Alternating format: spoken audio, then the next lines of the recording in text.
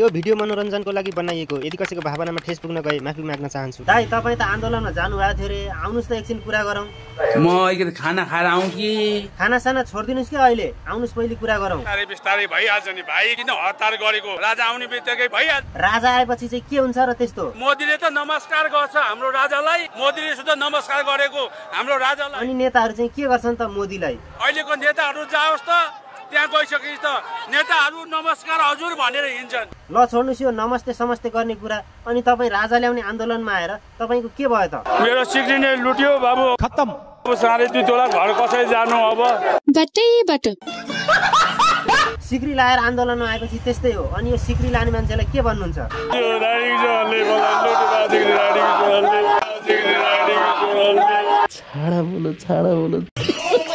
गाली गरेर सिक्री फिर्ता आउँदैन। यस्तो आन्दोलनमा आउँदा घरमै सिक्री राखेर आउनु पर्ने हो। कसै भएन।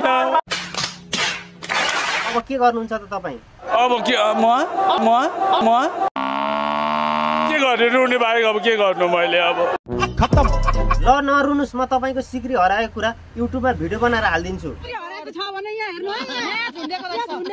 हिजो हराएको 2.5 तोलाको सिक्री यता आइपुगेछ है। यहाँ भेटियो, सम्बन्धित निकायसम्म चाहिँ भिडियो पुऱ्याएर चाहिँ काकालाई सिक्री फिर्ता गरौँ। सिक्री सही सलामत छ, अब रुन पर्दैन है त। के हो? ल हेर्नुहोस्, तपाईँको सिक्री हराएको कुरा मैले युट्युबमा भिडियो बनाएर हालेपछि तपाईँको सिक्री भेटियो रे। अब के गर्नुहुन्छ त? म तारी पड्काउँछु, यो खुसियालीमा एउटा गजबको डान्स गर्नु त।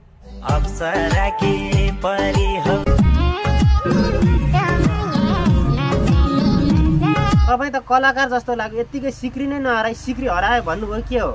कलाकारै रहेछु म त।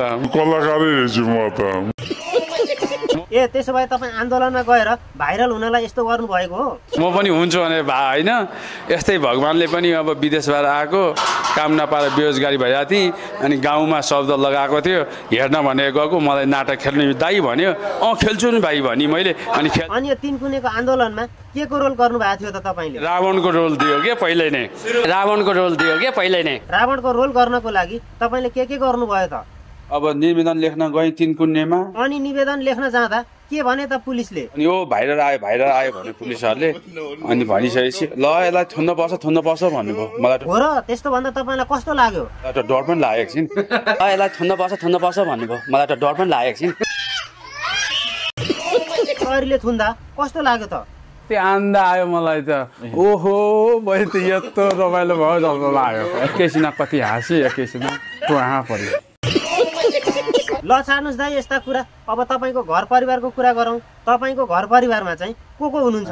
छोरी छ एउटा बुढी छ। बुढी त सबैको एउटै त हुन्छ नि। अर्को 2-3टा नै हुन्छ। खत्तम। प्रथम कदाचित यदि राजा आउनुभयो भने तपाईँ के गर्नुहुन्छ? राजा आएपछि टीका लगाउन जाने दशैँमा।